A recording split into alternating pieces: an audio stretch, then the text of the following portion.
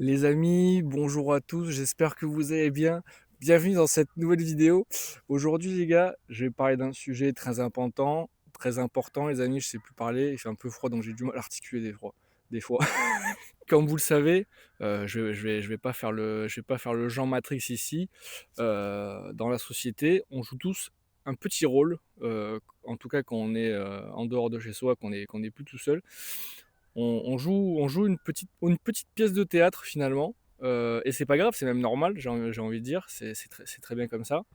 Le problème, c'est que parfois, sans s'en rendre compte, on peut s'enfermer dans un certain personnage, penser que finalement ce personnage devient nous-mêmes et ne plus réussir à s'en détacher.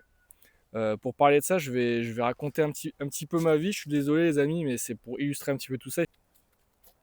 Oh patronne, ça va le boss? Petit message pour la commu. Ouais. Quand j'étais petit et jusqu'à mes 15 ans environ, j'étais un élève très studieux, très très bon à l'école. J'avais minimum 17 de moyenne tout le temps. Et ça m'empêchait pas d'être en dehors des cours, tout ça, un gamin très heureux voilà, qui pendant la récréation fait un petit peu n'importe quoi et tout, joue avec ses potes et tout, ça m'empêchait pas du tout ça. Mais quand j'étais en cours, j'étais très studieux, j'étais très bon. Voilà, je ramenais tout le temps des super notes et tout. Je me souviens que quand je commençais à ramener un 15 ou 16, ma mère commençait à se poser des questions en mode bah, qu'est-ce qui s'est passé, tu vois, alors que c'était une super note, tu vois. Et en fait, je me voyais, et les gens me voyaient globalement aussi, comme quelqu'un bah, d'intelligent. Alors maintenant, avec le recul, je pense que tout le monde le sait maintenant, mais le fait d'avoir des très bonnes notes à l'école, ça fait pas forcément de vous quelqu'un d'intelligent, ça fait juste quelqu'un de vous qui est capable de retenir des cours. Quand je suis arrivé au lycée, les amis, je sais pas exactement pourquoi, je sais pas comment, mais j'ai eu un espèce de shift dans ma tête. C'est-à-dire que j'ai commencé sans vraiment m'en rendre compte, sans vraiment pourquoi. Alors je pense qu'à l'époque, je sais pas, j'avais besoin d'attention, j'avais besoin que les gens me regardent et tout, j'en sais rien. Mais en fait, je suis devenu un petit peu le benet un petit peu de la classe, le mec un petit peu drôle et tout, mais un peu con quand même. Mes 4 années de lycée, parce que du coup j'ai redoublé la seconde, alors pas pour le motif que j'avais de mauvaises notes, parce que j'avais, il me semble, 11,5 de moyenne en seconde, mais pour cause de... Je crois qu'il y avait marqué un truc comme quoi j'étais pas assez mature pour sortir de la seconde, un truc comme ça. Donc en fait, globalement, les profs me prenaient pour un gamin. Les gens, de manière générale, me prenaient pour un gamin. Je me prenais pour un gamin et je faisais comme si j'étais vraiment un gamin teubé. Et en fait, quand je suis sorti du lycée et que je me suis dit, bon, ben, qu'est-ce que j'ai envie de faire et tout, un truc vraiment qui me plaît du coup. Et à ce moment-là, alors que pendant 3 ans, 4 ans, c'était, on va dire, un rôle que je me donnais, je me suis mis à vraiment croire que j'étais teubé, que j'étais un bonnet, que j'étais un gamin, que j'étais pas capable de ci, de ça. Et en fait, ça m'a littéralement détruit 10 ans de ma vie, parce que pendant cette période-là, j'étais persuadé que j'étais bon à rien.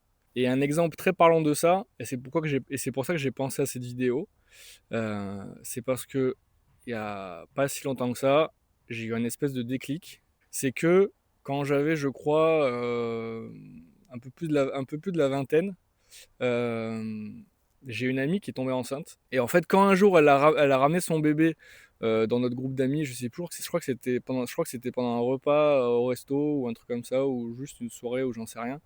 Elle a ramené son bébé et tout. Et donc tout le monde a commencé à le porter pour prendre des photos et tout. Et quand quelqu'un a émis l'idée bah, que je fasse moi aussi une photo avec ce bébé, la personne en question et même d'autres gens l'ont dit et ont rigolé par rapport à ça. Ah non, mais tu vas pas donner le bébé à Bastien, il va le faire tomber, il va le jeter ou quoi. Dans ma tête, j'avoue, à ce moment-là, j'avais un mélange de tristesse, de haine, j'avais envie de tout casser. Comment des gens peuvent penser ça de moi, que je vais pas prendre soin d'un bébé, enfin... Et donc ça m'a beaucoup marqué, et en fait ça m'a renforcé en fait encore plus dans ce truc-là de dire bah ouais vraiment on peut pas te faire confiance et tout, va bien. En fait, à chaque fois, dès que je rentrais dans un cursus en fait universitaire ou quoi, enfin, je pense en tout et pour tout, j'ai dû faire plus d'une dizaine d'écoles différentes, de rentrées différentes et tout machin et tout. Et en fait, à chaque fois, j'avais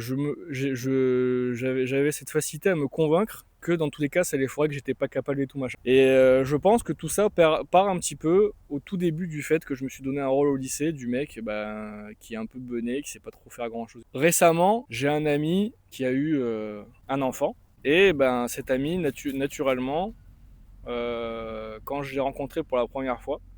À un moment donné, me l'a donné dans ses bras pour prendre une photo avec lui, ou je sais plus exactement comment ça s'est passé.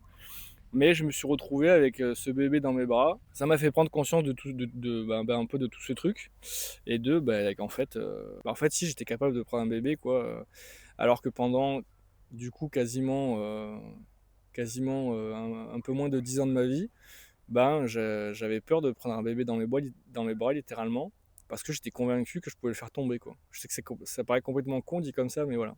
C'est juste pour vous expliquer parfois la puissance que peut avoir votre propre mental à vous faire croire des choses qui sont complètement fausses, et en fait à vous enfermer justement dans un rôle. Du coup, pourquoi je vous raconte ça, les amis, mon histoire personnelle? Pas toi, arrête de montrer ton cul à la cam.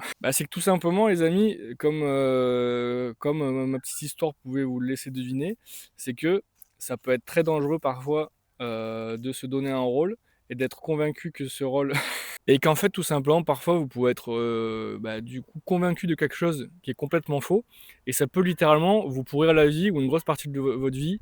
Et donc, si vous écoutez cette vidéo, je veux que dès maintenant, vous enleviez ce masque, les amis. Alors, vous pouvez le conserver dans la vie de tous les jours, j'en sais rien, mais en tout cas, vous convaincre, et c'est pas seulement vous convaincre, c'est que c'est la vérité, que ce masque, c'est juste un masque, et que c'est pas vous-même. Parce que sinon, les amis, voilà, vous allez avoir peur de porter des bébés, quoi. Bref, ciao.